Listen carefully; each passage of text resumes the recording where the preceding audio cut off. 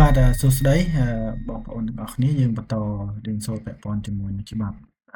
សារពើពន្ធបន្តទៀតថ្ងៃមុនយើងបានបញ្ចប់ផ្នែកទី4នៃកលើតម្លៃបន្ថែមហើយយើងមកបន្តផ្នែកទី5ពាក់ព័ន្ធជាមួយនឹងបទបញ្ញត្តិខាងរដ្ឋបាលណាអញ្ចឹងមុននឹងចាប់ផ្ដើមខ្ញុំសូមឲ្យបងប្អូនទាំងអស់គ្នាជួយ Subscribe Channel តាក់ Lecture ទាំងអស់គ្នាដើម្បីទទួលបាននូវវីដេអូថ្មីៗក៏ដូចជាការធ្វើបច្ចុប្បន្នភាពនៅច្បាប់និងបទបញ្ញត្តិស្តីពីពន្ធដារកម្ពុជាបាទអញ្ចឹងកុំឲ្យខាតពេលយូរខ្ញុំសូមចាប់ផ្ដើមបន្តតែម្ដងពីមាត្រា77ការចុះបញ្ជីបាទអញ្ចឹងពេលណាយើងត្រូវចុះបញ្ជីអកលើតម្លៃបន្ថែមបាទអញ្ចឹងការចុះបញ្ជីត្រូវបានកំណត់ដូចខាងក្រោមជាមួយបុគ្គលជាប់អកដោយមានចែងនៅក្នុងមាត្រា58នៃច្បាប់នេះត្រូវធ្វើការចុះបញ្ជីសម្រាប់អកលើតម្លៃបន្ថែមក្នុងរយៈពេល15ថ្ងៃក្រោយថ្ងៃដែលបុគ្គលនោះក្លាយជាបុគ្គលជាប់អកបាទអញ្ចឹង15ថ្ងៃបន្ទាប់ពីថ្ងៃដែលបុគ្គលនោះក្លាយជាបុគ្គលជាប់អកអញ្ចឹងយើងបានរៀនហើយនៅវីដេអូមុនអីទៅគឺជាបុគ្គលជាប់អកបាទអញ្ចឹងបើសិនជាគាត់ក្លាយជាបុគ្គលជាប់អកឲ្យលើ15ថ្ងៃគាត់ត្រូវមកចុះបញ្ជីក៏លើតម្លៃបន្ថែមបាទអញ្ចឹងចំពោះបុគ្គលដែលមានការតម្រូវឲ្យធ្វើការចុះបញ្ជីហើយមិនបានធ្វើការចុះបញ្ជីរដ្ឋបាលសារពើពន្ធអាចធ្វើការចុះបញ្ជីបុគ្គលនោះចាប់តាំងពីពេលដែលបុគ្គលនោះត្រូវមកធ្វើការចុះបញ្ជីបុគ្គលដែលត្រូវបានចុះបញ្ជីតាមបែបនេះត្រូវទទួលខុសត្រូវចំពោះប្រាក់អកទាំងអស់ដែលមាននៅក្នុងមាត្រា65នៃច្បាប់នេះចាប់ពីការបច្ឆេទដែលបុគ្គលនោះត្រូវមកធ្វើការចុះបញ្ជីអញ្ចឹងកន្លែងហ្នឹងបានន័យថាក្រុមហ៊ុនមួយចំនួនគាត់រកស៊ីគាត់អត់ចុះបញ្ជីទេអញ្ចឹងបើសិនជាគាត់ក្លាយជាបុគ្គលជាប់អកហើយគាត់ត្រូវមកចុះបញ្ជីនៅពន្ធដារហើយគាត់អត់មកចុះកន្លែងហ្នឹងគឺរដ្ឋបាលសារពើពន្ធគាត់មានសិទ្ធិចាប់ចុះបញ្ជីបាទចាប់ចុះបញ្ជីគេហៅចុះបញ្ជីជាឯកតោភាគីអញ្ចឹងគាត់ត្រូវទទួលខុសត្រូវប្រាក់អកទាំងអស់តាំងពីគាត់ត្រូវដល់ពេលចុះបញ្ជីម្នាក់គាត់ចាប់ដើមរកស៊ីគាត់មានសកម្មភាពគាត់ត្រូវខ្លាយជាបុគ្គលជាប់អកគាត់ប៉ុន្តែគាត់អត់មកចុះបញ្ជីអាហ្នឹងគឺគាត់ត្រូវទទួលខុសត្រូវតាំងពីហ្នឹងមកបាទប៉ុន្តែបើសិនជាគាត់មកស្ម័គ្រចិត្តទេអាហ្នឹងអត់អីទេបាទទី3សម្រាប់ក្រុមបុគ្គលតេតិន2នាក់ឬច្រើនដែលក្នុងនោះបុគ្គលម្នាក់ឬច្រើនអ្នកមិនមែនជាបុគ្គលជាប់អកនោះទេរដ្ឋបាលសារពើពន្ធអាចចាត់ទុកបុគ្គលជាប់អកណាមួយថាបានចុះបញ្ជីសម្រាប់សកម្មភាពសេដ្ឋកិច្ចតេតិនទៅនឹង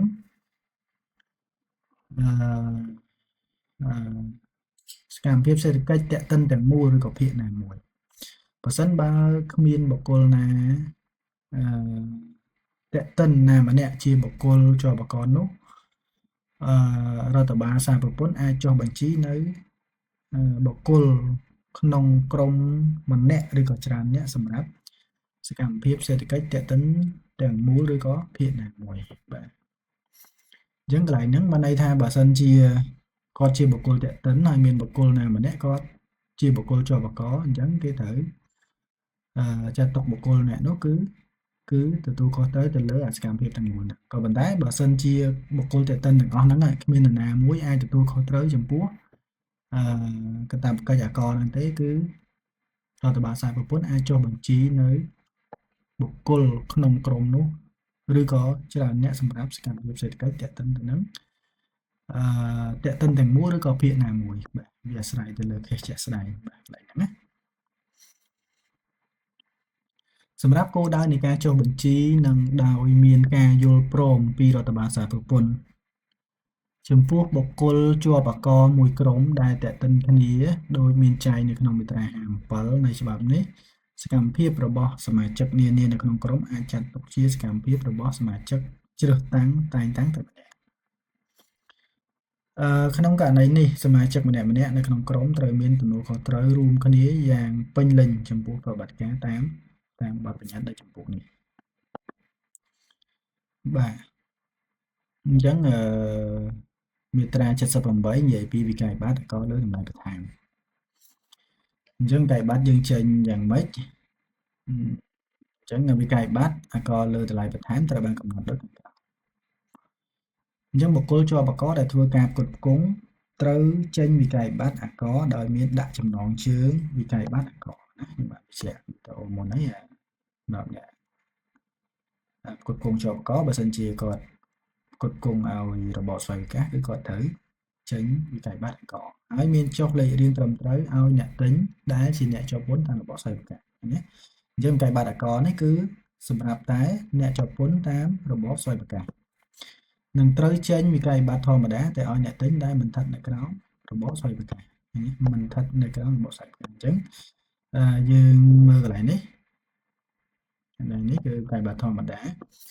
អញ្ចឹងបានន័យថាបើសិនជាខ្ញុំបញ្ជាក់ឡើងវិញអតិថិជនយើងគឺជាអ្នកជាប់ពន្ធតាមរបបស្វ័យប្រកាសត្រូវចេញវិក័យប័ត្រអាករឲ្យគាត់ផ្ទុយទៅវិញបើសិនជាអតិថិជនរបស់យើងគឺជាអ្នកជាប់ពន្ធមិនស្ថិតនៅក្នុងរបបស្វ័យប្រកាសអញ្ចឹងត្រូវចេញវិក័យប័ត្រធម្មតាគាត់បាទបុគ្គលទាំងឡាយមិនអាចចេញវិក័យប័ត្រឬក៏ឯកសារផ្សេងទៀតបញ្ជាក់នៅទឹកប្រាក់ណាមួយថាប្រាក់អាករលើការផ្គត់ផ្គង់ទំនិញឬសេវាបានទេលើកលែងតែបុគ្គលនោះជាបុគ្គលជាប់អាករបានចុះបញ្ជីស្របតាមមាត្រា77នៃច្បាប់នេះហើយទំនិញនិងសេវាផ្គត់ផ្គង់គឺជាទំនិញឬក៏សេវាជាប់អាករអញ្ចឹងកន្លែងហ្នឹងបានន័យថាបើសិនជាអតិថិជនរបស់គាត់គឺជាអ្នកជាប់ពន្ធតាមរបបស្វ័យប្រកាសហើយគាត់ចេញវិក័យប័ត្រអាករទៅឲ្យកន្លែងហ្នឹងគាត់អាចរំលេចប្រាក់អាករបានក៏ប៉ុន្តែក្រៅពីនេះគឺមិនត្រូវរំលេចប្រាក់អាករនៅក្នុងវិក័យប័ត្រទេបាទយើងនិយាយឲ្យងាយយល់បាទក្រៅពីទោសទណ្ឌដទៃទៀតប្រសិនបើវិក័យប័ត្រណាមួយត្រូវបានរកឃើញថាក្លែងបន្លំជាវិក័យប័ត្រអាករលើកឡើងបន្ថែមហើយវិក័យប័ត្រនោះបង្ហាញថាមានទឹកប្រាក់អាករមួយចំនួនត្រូវបង់បុគ្គលអ្នកចេញវិក័យប័ត្រត្រូវបង់ជូនរដ្ឋបាលសារពន្ធក្នុងពេល7ថ្ងៃក្រោយការបច្ឆេទចេញវិក័យប័ត្រនៅប្រាក់ដែលបានចុះលើវិក័យប័ត្រនោះទោះបីជាទឹកប្រាក់អាករត្រូវបានបង់មែនឬក៏មិនមែនក្តីបាទអញ្ចឹងកន្លែងនេះបើយើងរដ្ឋបាលសារពន្ធឃើញថាវិក័យប័ត្រហ្នឹងវិក័យប័ត្រคล้ายៗបន្លំអញ្ចឹងគាត់ត្រូវមានកាតព្វកិច្ចបង់ណាអ្នកចេញវិក័យប័ត្រហ្នឹងគឺត្រូវបង់យ៉ាងយូរបំផុតគឺ7ថ្ងៃក្រោយចេញវិក័យប័ត្រហ្នឹងបាទទោះបីជាយើងអាចខ្វល់ថាវិក័យប័ត្រហ្នឹងធម្មតាវិក័យប័ត្រคล้ายបន្លំវាជាងការទៅបង់ជាងការទៅអត់បង់វាអាស្រ័យទៅលើគោលបំណងរបស់អ្នកចេញហ្នឹងបាទអញ្ចឹងទោះបីជាបង់មិនបង់ក្តីក៏គាត់ត្រូវបង់ដែរត្រូវបានន័យថាគាត់មិនបានប្រកាសដោយស្ម័គ្រចិត្តបានបង់ដោយស្ម័គ្រចិត្តក៏ដោយអាហ្នឹងគឺត្រូវតែមានកាតព្វកិច្ចបាទ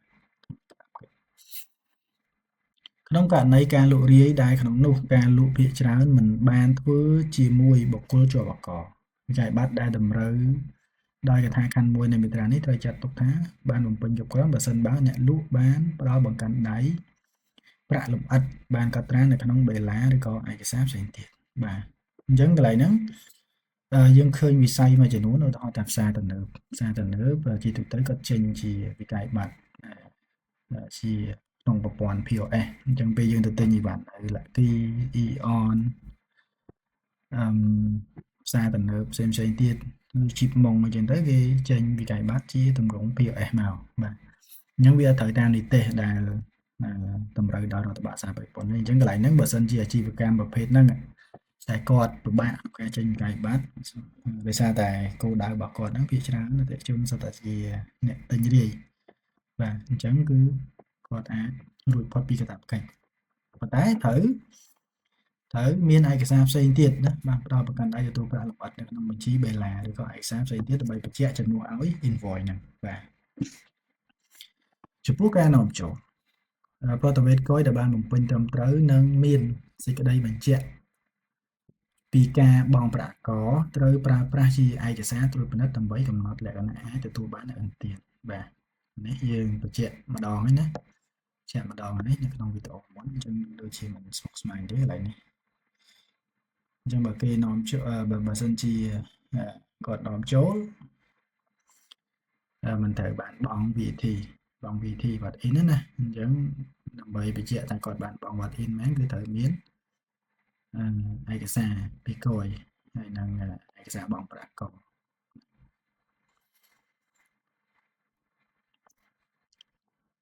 79 មាត្រា79ការមិនបានចេញកាយប័ត្រលើកន្លែងបន្ថែមណាអញ្ចឹងកាតព្វកិច្ចយើងត្រូវចេញកាយប័ត្រចុះបើយើងមិនចេញកាយប័ត្រយើងមានអីកើតឡើងបាទអញ្ចឹងការមិនបានចេញកាយប័ត្រអាករត្រូវទទួលរងទណ្ឌកម្មដូចខាងក្រោមក្រៅពីទណ្ឌកម្មដទៃទៀតប្រសិនបើរដ្ឋបាលសារពពន្ធរកឃើញជាលើកទី2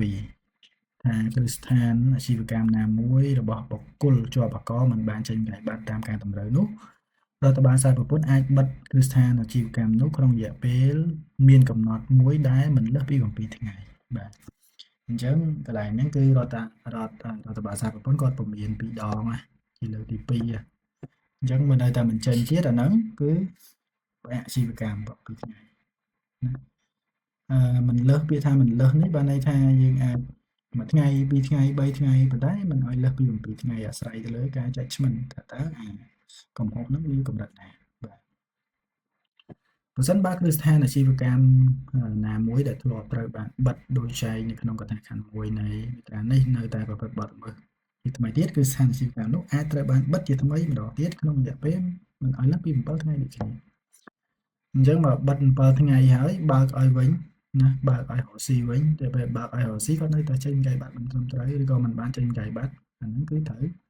ចាត់វិធានការសារថ្មីបិទជាថ្មីតែមិនឲ្យលើសពី7ថ្ងៃដូចគ្នាបាទបញ្ជីកត់ត្រានិងព័ត៌មានបញ្ជីកត់ត្រានិងព័ត៌មានសម្រាប់អាករលើម្លែងបន្ថែមត្រូវកំណត់ដូចខាងក្រោមបុគ្គលជាប់អាករត្រូវប្រើប្រាស់ប្រព័ន្ធកត់ត្រាសាច់ប្រាក់ដែលបានកំណត់ដោយរដ្ឋបាលសារពពន្ធនិងរក្សាទុកនូវច្បាប់ចម្លងកាយប័ត្រទាំងអស់ដែលបានចេញនិងមានកាយប័ត្រទាំងអស់ដែលបានទទួល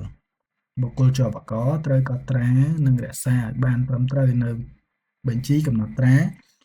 រាល់កិច្ចការជំនួញដែលបានធ្វើហើយត្រូវមានគណនីតាមដានទឹកប្រាក់អាករដែលបានប្រមូលលើការលក់និងទឹកប្រាក់អាករដែលបានបង់លើការទិញនានារបស់ខ្លួនព្រមទាំងសេចក្តីកែតម្រូវផ្សេងៗលើតម្លៃលក់ទឹកប្រាក់អាករទៅតាមបែបបទដែលកំណត់ដោយរដ្ឋបាលសារពពន្ធបាទអញ្ចឹងកន្លែងនេះដូចជាន័យត្រង់ទេខ្ញុំអត់មានអីពិបាកយល់ទេខ្ញុំសូមបន្តទៅមុខទៀតកិច្ចការដោយមានចែងនៅក្នុងកថាខណ្ឌ2នៃមាត្រានេះត្រូវធ្វើជាប្រចាំហើយត្រូវធ្វើការបូកសរុបគណនាសមតុល្យដំណាច់ខែនីមួយៗបាទដំណាច់ខែមួយយើងត្រូវគណនាសមតុល្យអញ្ចឹងបុគ្គលជាប់អាករត្រូវធ្វើជារៀងរាល់ខែនៅសម្រង់អាករលើតម្លៃបន្ថែមទៅតាមបែបបទកំណត់ដោយរដ្ឋបាលសារពពន្ធបាទយើងមានចំណល់របស់យើងវិក័យប័ត្រកំណត់ត្រានិងឯកសារផ្សេងទៀតដែលជាប់តាក់ទិនទៅនឹងអាករនេះត្រូវរក្សាតាមលំដាប់ខែតាមបែបបទនិងទីកន្លែងរបស់រដ្ឋបាលសារពពន្ធបានកំណត់នៅក្នុងរយៈពេល10ឆ្នាំក្រោយការបញ្ចប់កិច្ចការជំនួញចុងក្រោយបំផុតដែលតាក់ទិនទៅនឹងឯកសារទាំងនោះអញ្ចឹងរាល់វិក័យប័ត្រកំណត់ត្រាឯកសារផ្សេងៗទៀតត្រូវរក្សាទុកឲ្យបានយ៉ាងតិចបំផុត10ឆ្នាំបាទ10ឆ្នាំអញ្ចឹងប្រព័ន្ធកត់ត្រាសាច់ប្រាក់ឯកសារកំណត់ត្រាទាំងអស់ដែលរក្សាទុកតាមមាត្រានេះព្រមទាំងឯកសារនិងកំណត់ត្រាដទៃទៀតទាក់ទិនទៅនឹងអាជីវកម្មរបស់បុគ្គលត្រូវផ្ដល់ឲ្យរដ្ឋបាលសារពពន្ធនៅពេលមានការស្នើសុំបាទអញ្ចឹងជាទូទៅឯកសារទាំងអស់ហ្នឹងយើង back up ទុកក្នុងក្រុមហ៊ុនយើងណាអញ្ចឹងនៅពេលដែលឧទាហរណ៍ថាខាងរដ្ឋបាលសារពពន្ធគាត់ចុះធ្វើសវនកម្មពេលចុះធ្វើសវនកម្មរដ្ឋបាលសារពពន្ធត្រូវស្នើសុំឯកសារទាំងអស់ហ្នឹងដែលតម្រូវឲ្យយើងរក្សាទុករយៈពេល10ឆ្នាំហ្នឹងក្នុងហ្នឹងមានអីវិក័យប័ត្រកំណត់ត្រាឯកសារផ្សេងទៀតអញ្ចឹងគាត់ស្នើសុំគឺត្រូវតែបកគលឲ្យសវនករដើម្បីធ្វើការត្រួតពិនិត្យនៅឯកសារទាំងនោះមាត្រា81និយាយពីវិធានពិសេសសម្រាប់ការនាំចូលអញ្ចឹងបទបញ្ញត្តិនានានៃជំពូកនេះទាក់ទិនទៅនឹងការនាំចូលត្រូវគ្រប់គ្រងដោយរដ្ឋបាលគយទៅតាមច្បាប់គយបាទអញ្ចឹងពាក់ព័ន្ធនឹងការនាំចូលដូចខ្ញុំបញ្ជាក់ពីដើមអញ្ចឹងគឺគយគាត់ជាអ្នកប្រមូលអាករលើតម្លៃបន្ថែមអញ្ចឹងត្រូវយើងអនុលោមតាមច្បាប់គយបាទច្បាប់គយការបញ្ឈប់អាជីវកម្មនិងការផ្ទេរអាជីវកម្មបាទ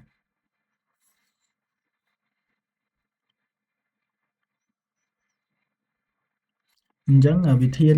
នៃការបញ្ចប់អាជីវកម្មនិងការផ្ទេរអាជីវកម្មត្រូវបានកំណត់ដូចខាងក្រោមនៅក្នុងរយៈពេល15ថ្ងៃក្រោយការបញ្ចប់អាជីវកម្មបុគ្គលជាប់អាករត្រូវដាក់លិខិតប្រកាសជូនរដ្ឋបាលសហប្រពន្ធតាមទម្រង់ដែលរដ្ឋបាលសហប្រពន្ធបានកំណត់ដោយភ្ជាប់មកជាមួយនៅព័ត៌មានលម្អិតពីការលក់ការទិញនានាក្រោយការប្រកាសសារប្រពន្ធចុងក្រោយនិងព័ត៌មានលម្អិតអំពីទំនិញទាំងអស់នៅក្នុងស្តុកដែលមិនទាន់បានបង់អាករដែលទទួលបានឥណទានរួចហើយព្រមទាំងបង់អាករដល់កំណត់ទាំងនោះបាទ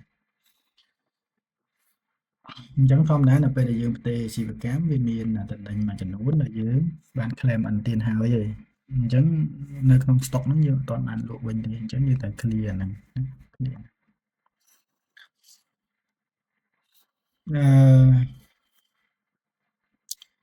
អញ្ចឹងនៅក្នុងបទបញ្ញត្តិពីការផ្ទេរអាជីវកម្មបាទក្នុងការផ្ទេរអាជីវកម្មពីបុគ្គលម្នាក់ទៅបុគ្គលម្នាក់ទៀតមិនត្រូវជាប់អាករដូចឡើយទេបានន័យថាផ្ទេរទាំងស្រុងបុគ្គល A គាត់មានអាជីវកម្មមួយទៅហើយគាត់ឈប់រកស៊ីគាត់ត្រូវផ្ទេរទៅឲ្យម្ចាស់ថ្មីអញ្ចឹងផ្ទេរអាជីវកម្មហ្នឹងទៅឲ្យម្ចាស់ថ្មីហ្នឹងម្ចាស់ថ្មីគាត់រកស៊ីបន្តគាត់ចុះបញ្ជីលេខទីនថ្មីដើម្បីបំពេញកាតព្វកិច្ចអាករបន្តទៅណាបន្តដោយខ្ញុំឧទាហរណ៍រឿង stock មិនហ្នឹងអញ្ចឹងដោយសារកាតព្វកិច្ចចាស់គាត់អត់ទាន់ចប់ទេនៅពេលដែលគាត់ផ្ទេរអា stock ហ្នឹងទៅឲ្យម្ចាស់ថ្មីគាត់ត្រូវអនុវត្តបន្តណានៅពេលដែលគាត់លក់បានចំណូលគាត់ត្រូវប្រកាសអាករលើបន្ថែមបាទវិធាននិងនីតិវិធីសម្រាប់ការបញ្ឈប់និងផ្ទេរអាជីវកម្មត្រូវកំណត់ដោយអនុក្រឹត្យតាមការស្នើដោយរដ្ឋក្រសួងសេដ្ឋកិច្ចនិងហិរញ្ញវត្ថុអញ្ចឹងនីតិវិធីនៃការផ្ទេរហ្នឹងមានលម្អិតបន្ថែមទៀតនៅក្នុងអនុក្រឹត្យទី49បាទឥណទានអាករសម្រាប់ទំនិញស្តុកចំពោះបុគ្គលចុះបញ្ជីថ្មីបាទឥណទានអាករចំពោះទំនិញស្តុកត្រូវបានកំណត់ដូចខាងក្រោម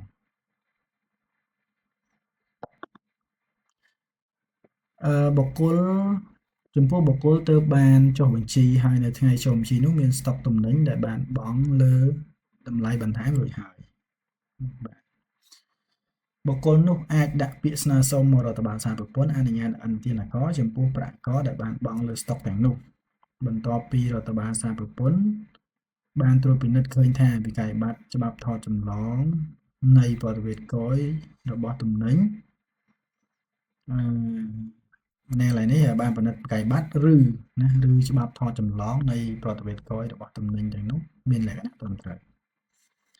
បាទអញ្ចឹងបើសិនជារដ្ឋបាលសហព័ន្ធពិនិត្យឃើញថាវិក័យប័ត្រនិងប្រតិវេតគយនឹងត្រឹមត្រូវអញ្ចឹងគឺត្រូវបានអនុញ្ញាតឥណទាន